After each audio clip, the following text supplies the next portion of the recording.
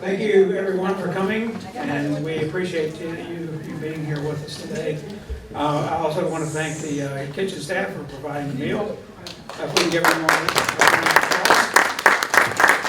also want to thank the activities department for putting all this together. We're very thankful for everything that Dale here does, and this group of SAR folks to help us commemorate these occasions. Thank you. So I'll just turn it over to Dale, so I won't get myself in any more trouble with that. Thank you, Daryl. For those of you who don't know me, I'm Dale Corey. I'm with the Sons of the American Revolution, and the Colonel James with the second chapter up out of Winchester. And of course, a lot of you know we come down here once a month to do presentations. Daryl called me and he says, "Hey, what do you think about coming down to do something to commemorate the 80th anniversary of D-Day?" And I said, "I think that's a great idea." So we're here to do that. So we're going to have a few things put together for this. To start it off with, I'm going to ask Paul to play the Star-Spangled Banner for us. So if you can, please rise. Oh my goodness. What happened to the thing?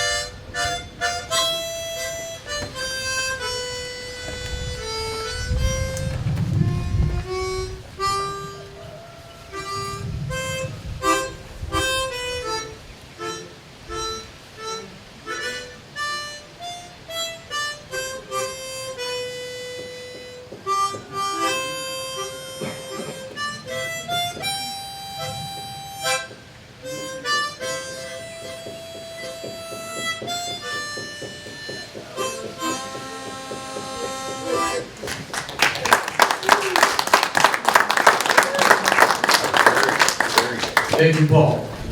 Much appreciated. That song is symbolic of everything that we stand for today. Written back during the War of 1812 by Francis Scott Key.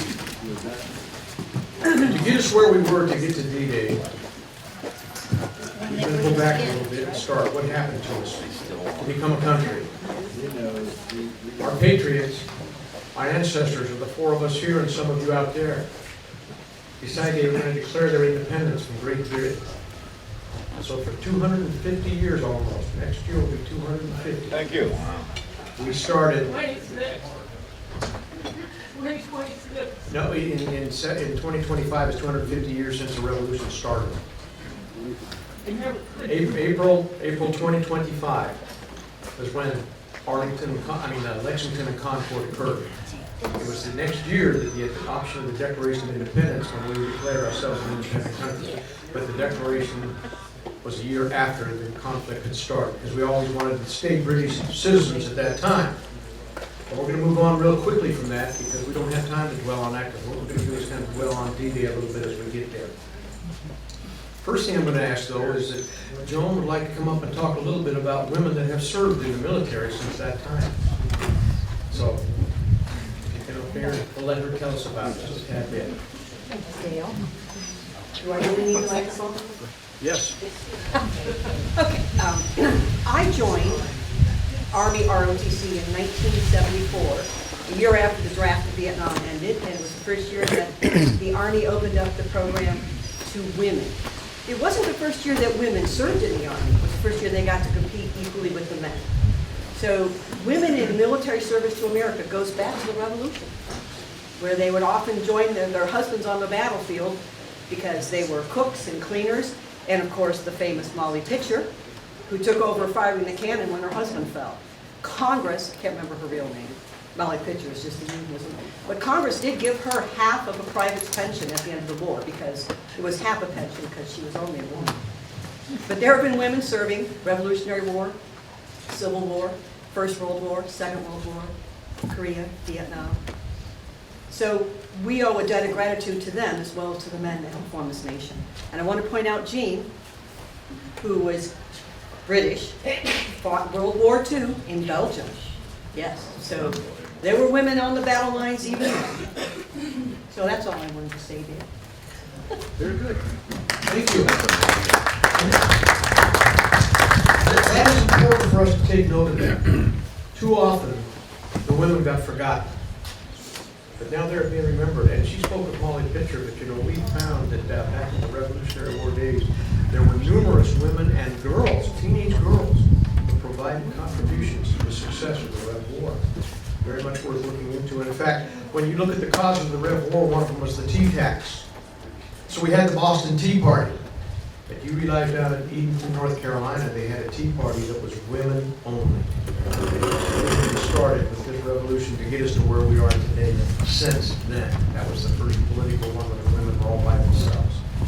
But we've moved up in history here because we always find people that want what we have. And we kind of were a sleeper nation, all the way, even through World War I. And when we got to World War II, we exploded. It was Daryl that said, we have awakened a sleeping giant. And they did when they got the United States involved in the war.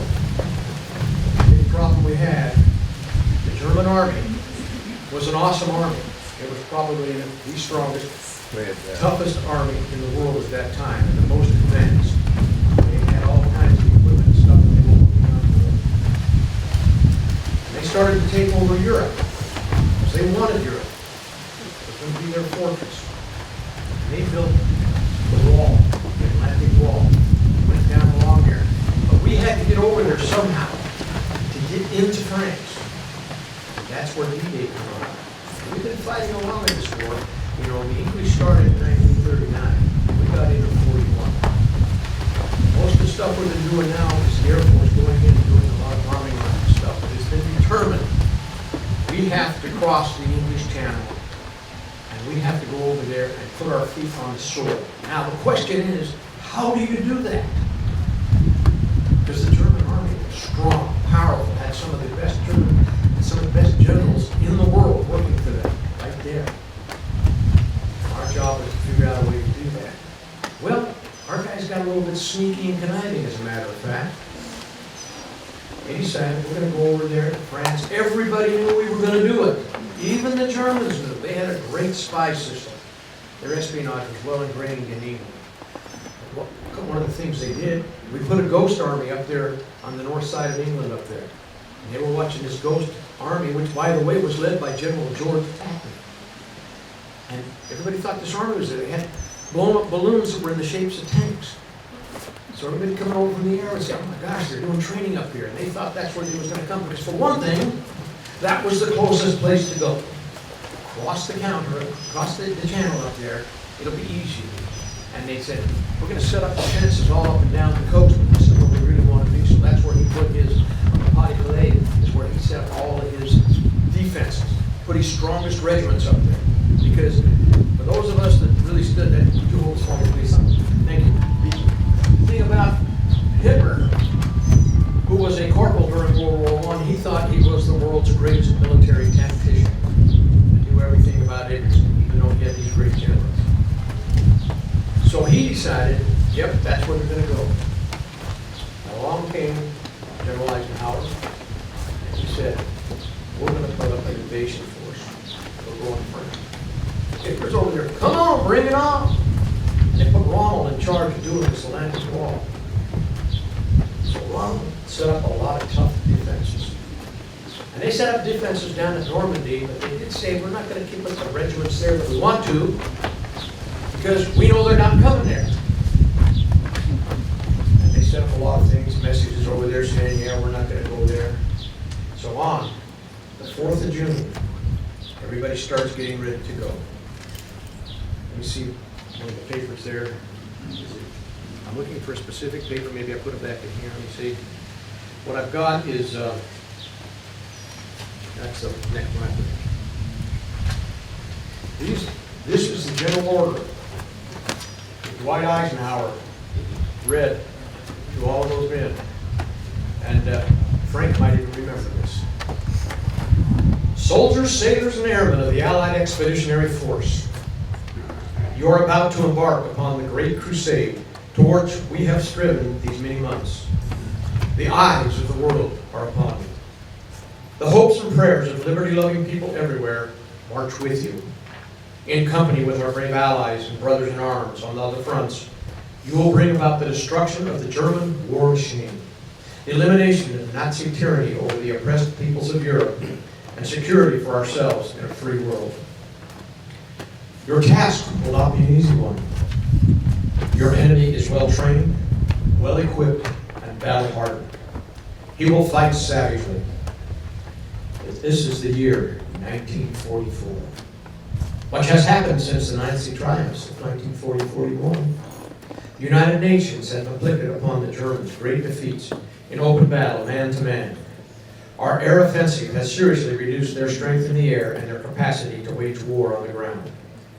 Our home fronts have given us an overwhelming superiority in weapons and munitions of war and placed at our disposal great reserves of trained fighting men.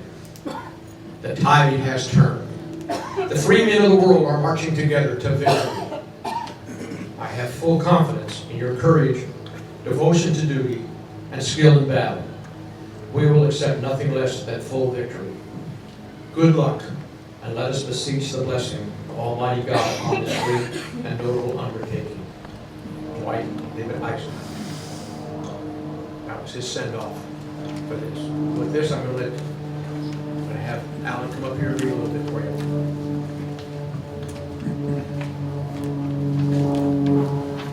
The D-Day operation of June 6, 1944 brought together the land, air, and sea forces of the Allied armies in what became known as the largest amphibious invasion in military history. The operation, given the codenamed Overlord, delivered 5 naval assault divisions to the beaches of Normandy, France. The beaches were given the code names Utah, Omaha, Gold, Juno, and Sword. The invasion force included 7,000 ships and landing craft manned by over 195,000 naval personnel from 8 Allied countries, almost 133,000 troops from the United States, the British Commonwealth, and their allies landed on D-Day. Casualties from these countries during the landing numbered 10,300. By June 30th, over 850,000 men, 148,000 vehicles, and 570,000 tons of supplies had landed on the Normandy shores. Fighting by the brave soldiers, sailors, and airmen of the Allied forces' Western Front and Russian forces on the Eastern Front led the defeat of German Nazi forces on May 7th, 1945. German General Alfred Jodl signed an unconditional surrender at Reims, France.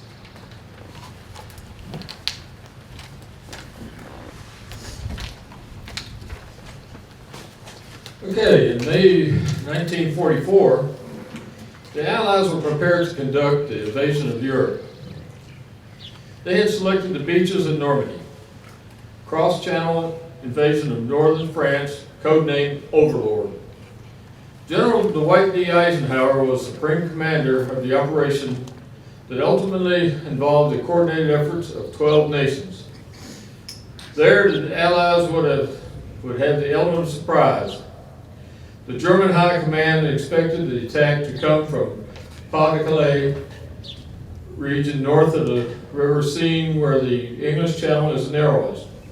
It was here that Adolf Hitler had built the bulk of his panzer divisions after being tipped off by the Allied undercover agents posing as German sympathizers that the invasion would take place at Pas-de-Calais.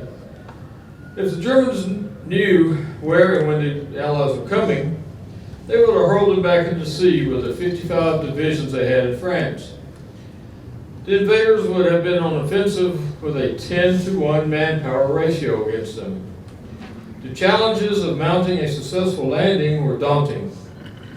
The English Channel was notorious for its rough seas and unpredictable weather, and the enemy had spent months constructing the Atlantic Wall, a 2,400-mile line of obstacles.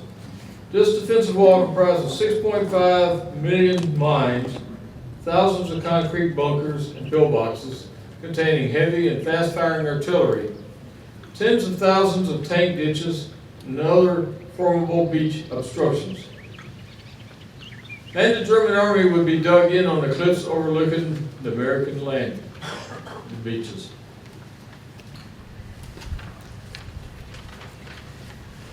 If you just think about what it would take, you're coming in on the landing craft, you're 10 miles out to sea, and you can see the shores. The horizon's a little farther out than that, 19.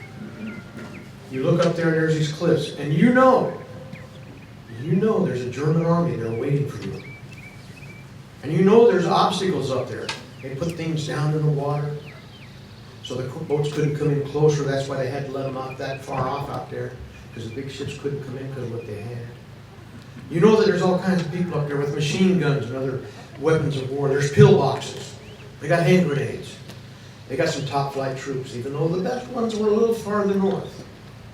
But one of the things that helped, even when they started coming in, Hitler said, "This is just a feint. I'm not sending my best guys down." So that helped us. So they go in there, and when they start coming in there, all of a sudden you're getting all this fire coming into that. But those guys went in there, they persevered, in spite of the 7% losses that we incurred there. They persevered. They got a foothold. And you heard them say, what happened within 24 hours? Then they built all these little piers out there that they had out there and started unloading people and loading them. What this did, this set the pace for where the Nazis would be defeated. Now, if it had not been for us getting into the war, it's a possibility the Russians may have defeated them, but there's a lot of thought within military circles that the Russians, one-on-one with the German army at that time, would have lost. So, they were coming in on the Eastern Front. With us coming in on the Western Front, it helped a bunch. And then we went down, coming up through Africa. So we would come from the south, the west, the east. We're putting them in a great pincher balloon. But it was the victory of D-Day that solidified the fact Nazi Germany was going to lose. The perseverance of the British and the Allies, the Americans, is what won that battle for us. So I got a couple things here I'm going to ask Richard to get up there. 10 facts about this that you might find kind of interesting to help you remember about D-Day. Hi. 10 facts. The D in D-Day stands for day, the day the operation began. UK, D-Day forces included sailors, soldiers, airmen from the USA, Canada, Australia, Belgium, Czechoslovakia, France, Greece, the Netherlands, New Zealand, Norway, Poland, and other countries. The D-Day invasion was actually planned for June 5th. However, due to bad weather, it was postponed until the day after. Imagine that. D-Day landings weren't a simple matter of invading a series of beaches. They involved breaching Hitler's Atlantic Wall, stretching 1,670 miles from Norway to Spain. The Axis actually considered Normandy to be one of the least likely places for the Allies to attack. It was one of the furthest crossing distance from the UK and no port. As the invasion was the first of its kind, there was no existing equipment with which to carry it out.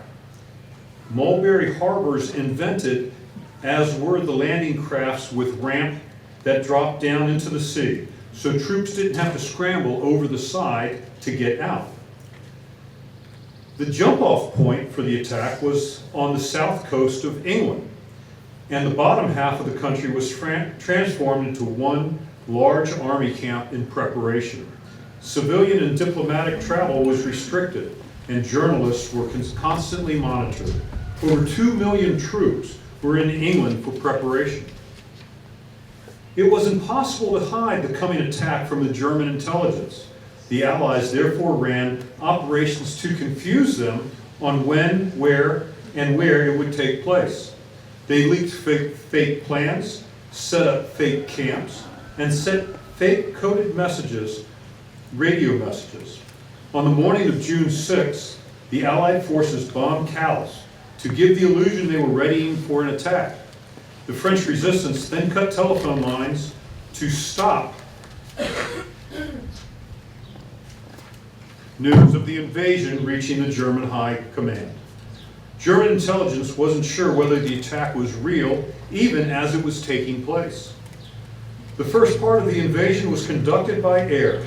British and American airborne divisions landed behind enemy lines, capturing the Caen Canal Bridge, later renamed Pegasus Bridge, to stop German reinforcements.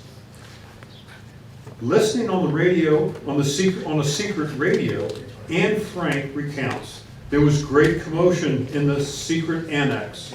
Upon their hearing about the attack, hope is revived within us, she wrote. It gives us fresh courage and makes us strong again. Thank you, Richard. I just found that very interesting that Anne Frank, who most of us are aware of, who was captured by the Germans and killed as a Jew, but she had it written in her diary. That's the impact we had on D-Day. And there's so many moving parts. It was such a complicated thing. I mean, like, we can know of the gliders. Our friend Frank here, who was a glider pilot, which I tell him he was nuts for that. You don't fly a plane somewhere, you can't fly back. At least I wouldn't. So anyway, you know, they're sitting down on the runway ready to go, and all of a sudden they come and tell them, no, you can't go, because if you go, you're going to land in the middle of a German regiment. Just part of little things like that made things go wrong. But we overcame it all to do this. And the meaning of taking D-Day meant we were going to win the war against Germany, we being the Allies. And that's what solidified the United States' place in the world pecking order as one of the greatest nations there was. So D-Day is what really kicked it off for us to become where we are today, the #1 nation, in spite of what is happening out in the rest of the world. We are still #1. And we owe that a great deal of gratitude to those that did that. So what I'm going to ask now here is, we've got Steve has come up here, and we want to recognize our veterans, because our veterans have continued this on for 248 years. Veterans have been keeping liberty safe here for the United States of America and the people around the world. And he's got a little thing he wants to do, a little presentation to all of our veterans. Thank you very much, Dale. Before I begin comments, I just have a question. Is there anybody here who's 104 years old or older? Anybody here who's over 104 years old or older? Anybody?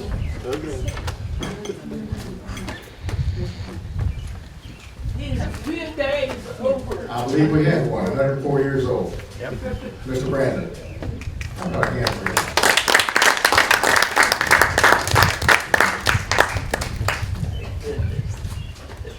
In his inaugural address in 20 January 1953, Dwight Eisenhower, who had been the Supreme Commander of the Allied Expeditionary Forces, made a statement that I think is significant for us to remember, not only on D-Day, but as it applies to all veterans. And I would take that all the way back to the American Revolution, to the wars that we are engaged in today.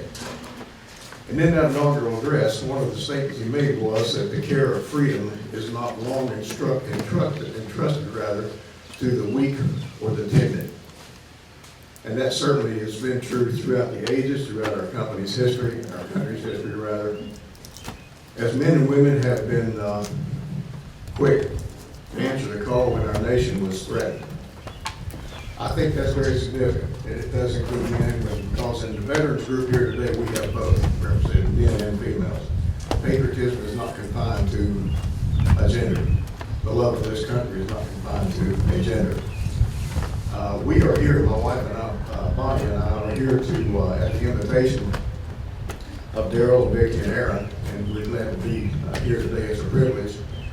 We became interested, obviously, in the ministry that Daryl and Vicki and Aaron are involved in here, and particularly the love not only for all the residents, but the particular esteem that they have for the veterans who are here. I think we have about 14 military veterans here. One actually from Great Britain, Miss Jean there, who we met this morning and spent time with. That is a privilege for me. D-Day has been mentioned specifically, and we came to Virginia to take part in the 80th anniversary observance of D-Day at the National D-Day Memorial in Bedford, Virginia. How many of you have been there? You got people who've been there to Bedford for the memorial. As you have an opportunity, I would strongly urge you to see that and go there and experience that commemoration every year. Yesterday, names were added to the plaques that lined that memorial plaza there. Both Americans and Allied troops. The National D-Day Memorial maintains the only database, the only census in the world of the Americans and the Allies who were killed on D-Day. It's been a massive undertaking that began in year 2000, done in a way for that entire period of time. And yesterday was a reflection of the fact that they have added more names to those plaques. It's important. Over 4,500 men were killed on D-Day. About 2,500 of those, just over 2,500, were American troops. And that's significant. The reason that the D-Day Memorial is located in Bedford, Virginia is because that small town, which was probably about 3,200 people on the day of the invasion, had the greatest per capita loss of any community, any town, city in the United States. 19 boys from the 116th Infantry Regiment, Company A, which was headquartered in Bedford, were killed in the initial opening minutes of D-Day. In the Normandy campaign, for some additional 4 boys from that town were killed. The telegrams announcing their deaths did not begin coming into that town, a small Western Union office located in the drugstore there in Bedford, until mid-July. So these families did not know that they had lost these loved ones on the beaches of Normandy for over a month. When the telegrams began to come into that small Western Union office, the operator there was astounded because they kept coming, one right after the other. It was on a Sunday afternoon, and she knew that when they came in that volume, something terrible had happened to that community of Bedford. I have been privileged to meet some of those veterans of Company A, the 116th Infantry Regiment. I met one, for example, years ago, who was the first man on the beach for the 1st Infantry Division. We think of the 29th Division as having been the most experienced, that caused the greatest losses that day, which they did. I was able to meet him. I was able also to meet, among the others, Mr. Roy Stevens. An interesting account from Mr. Stevens was he, named Roy, and his brother Raymond were members of the 116th Infantry Regiment, Company A, there headquartered in Bedford, Virginia. It was a National Guard unit. They had been attached to the 29th Infantry Division in 1942, were shipped to England where they would be training for the invasion of Normandy. They were twin brothers. They were fraternal twins. They weren't identical twins. But on the way from England, when they departed for the invasion, they met on the transport ship that was carrying them across the channel. It was a British ship named the Empire Javelin. As you can imagine, it was packed with troops. Mr. Stevens, Roy that is, and his brother actually met up on the deck of that ship on the way among those crowded soldiers. And his brother Raymond extended his hand to his brother Roy, and his brother Roy refused to shake his hand.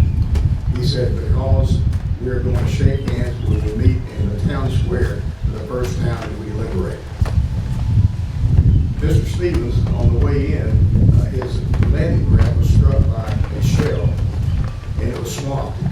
He was wounded. He was taken back to England for a period of about 3 days' time, and then he was taken back to Normandy. While he walked across the beach at Normandy after it had been secured, he came across a temporary grave that bore his brother's name.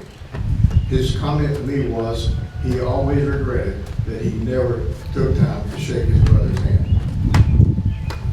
It was a very, very difficult experience for him. But those boys lost another 14 members of their military unit that day on the beach at Omaha Beach. That's pretty telling. Another veteran I met had jumped with the 82nd Airborne Division during D-Day.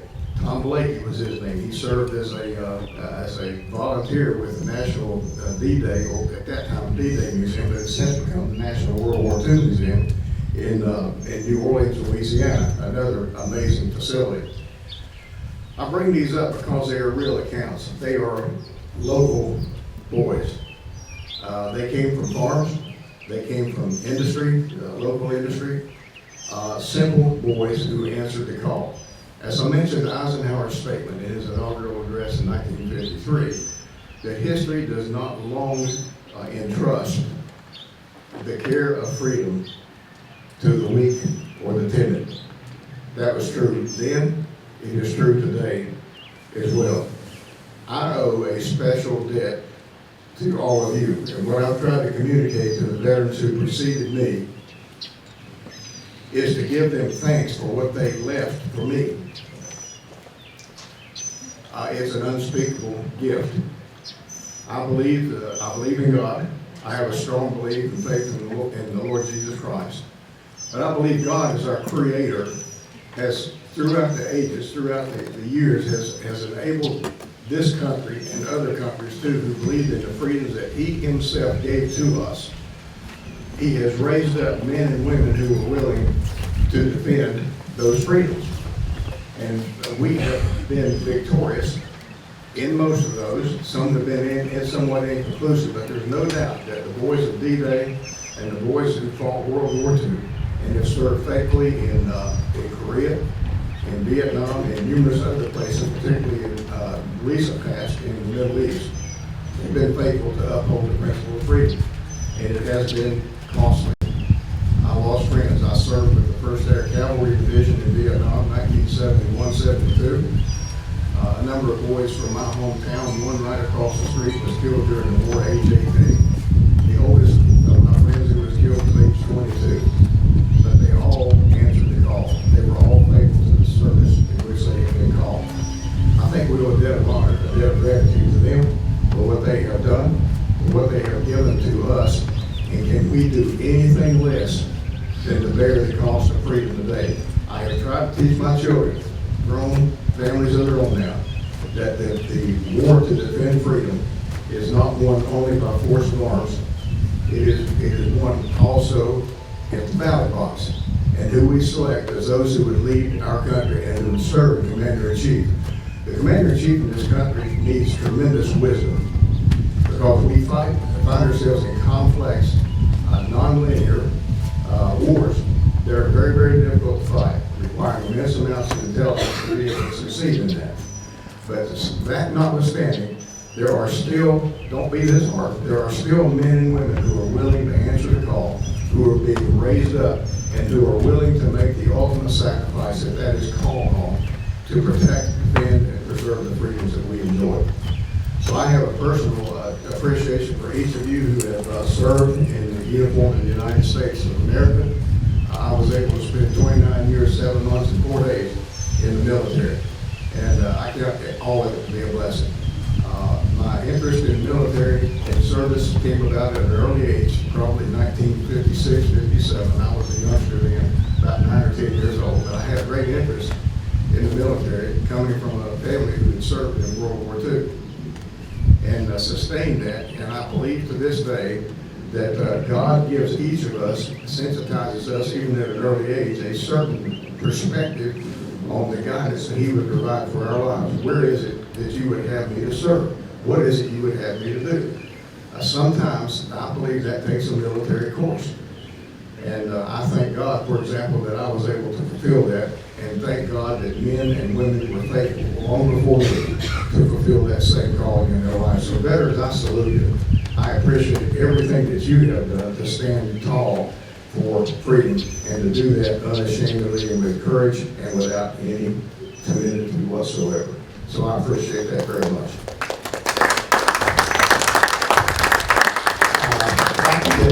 Here, I've seen you before. I have something for you, veterans, and I would ask Vicki and Daryl if they would to help me with that.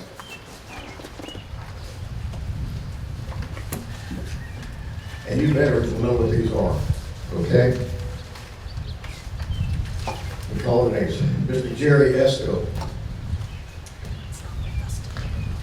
Mr. Paul Fidishun.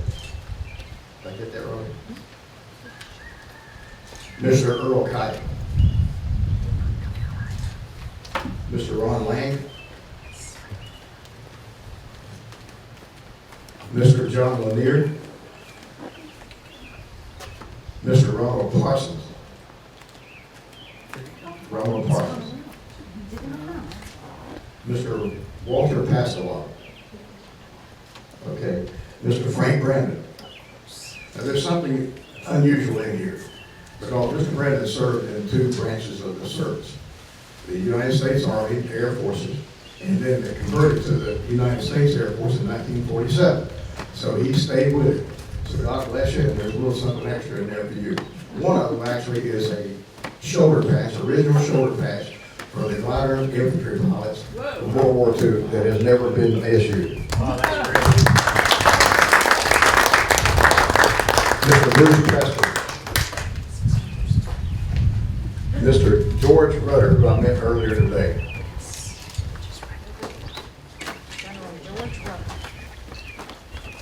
Mr. Franklin Selzer. Mr. Harry Sheets. Mr. James Serball. Mrs. Joan Whitley. Mr. Ella Wood.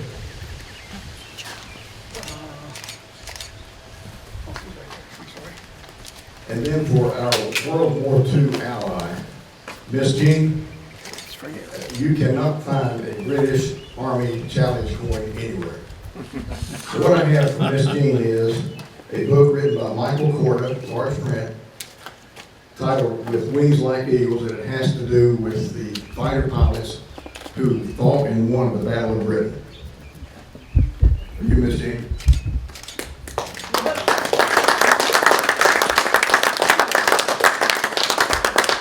And I also have known one of those fighter pilots who actually came to the United States, worked as an engineer, and he actually fought in the Battle of Britain some years ago. He's gone home now, but he was a brave fighter pilot in that engagement with the German Luftwaffe. Thank you very much for listening to me today. I appreciate your being here, and again, I just appreciate you veterans generally and sincerely, and I just pray God's blessings on you. Thank you all.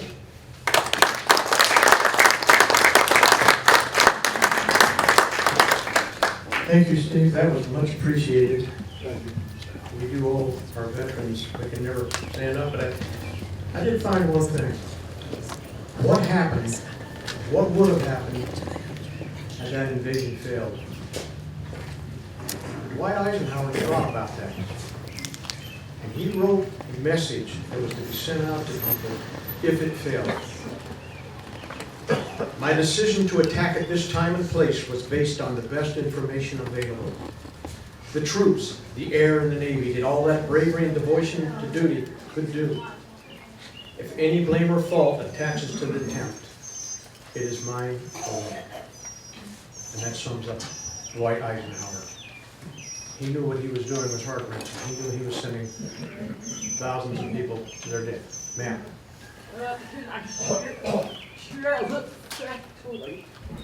He loved President Eisenhower so much. He named his little baby boy David Dwight instead of Dwight. Yeah. So, highly respected. Now, veterans and patriots.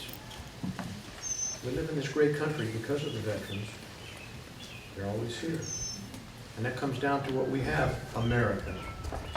And as I traditionally do with these great presentations, I'd like to sing a song or two if you'd like to join me, please. I'm going to sing America the Beautiful first. So please join me in a few weeks. Oh, beautiful for spacious skies, for amber waves of grain, for purple mountains' majesty, above the fruited plain. America, America, God shed His grace on thee, and crown thy good with brotherhood, from sea to shining sea. That's wonderful. And it set me up for the song that I like to sing the most. God bless America. Join me, please. God bless America, land that I love. Stand beside her and guide her through the night with the light from above. From the mountains to the prairies, to the oceans white with foam. God bless America, my home, sweet home. God bless America, my home, sweet home. Americans, patriots, friends, we salute you.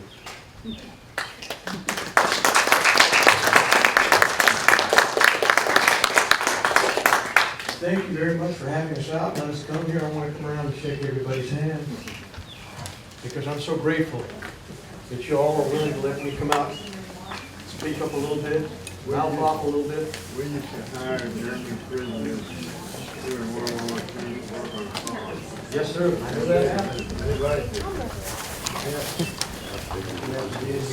Yes, they used to let the prisoners go out and do things here until later in the war when they found out that the Germans were not being real nice to us. Thank you for your They kind of cracked down on it back then. So, thank everybody so much for being here. Thank you so much. Hey, my good friend Frank. There's my buddy Frank. He and I go way back. Of course, that doesn't last long when you talk about how old he is. Of course, I'm not exactly a spring chicken. He just makes me feel young. So, very nice to see everybody out here. Really appreciate seeing all. Yes. Yes. Jean, shake my hand, will you please? Thank you. Yes. Gotta get back here, you're supposed to back in the back here. I don't like to forget anybody. We really enjoy coming out. We'll probably be back in a couple of weeks. We know we're going to come back and talk about Flag Day. Daniel, give up that microphone for a minute. Daryl, the Army birthday.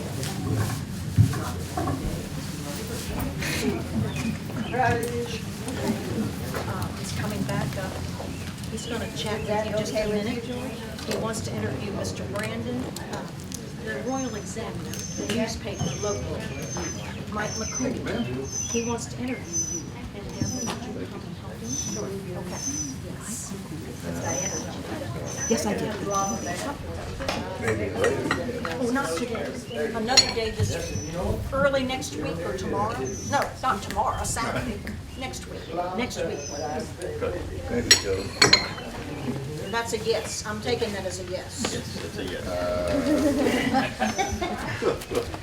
Mr. Brandon? Thank everyone for coming. What a special thanks to Dale Corey and the James Wood chapter of the Sons of American Revolution.